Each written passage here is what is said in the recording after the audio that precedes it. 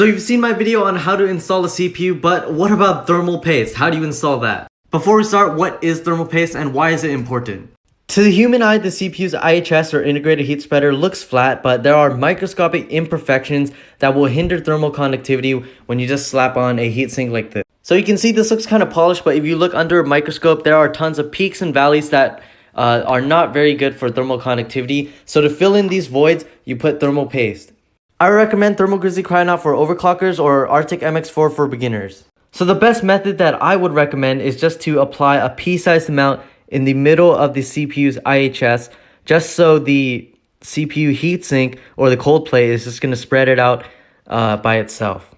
You can get a glove and use your finger to spread it around, but I don't like that method because supposedly it can cause air bubbles and that will hinder thermal conductivity, so this is just the best way.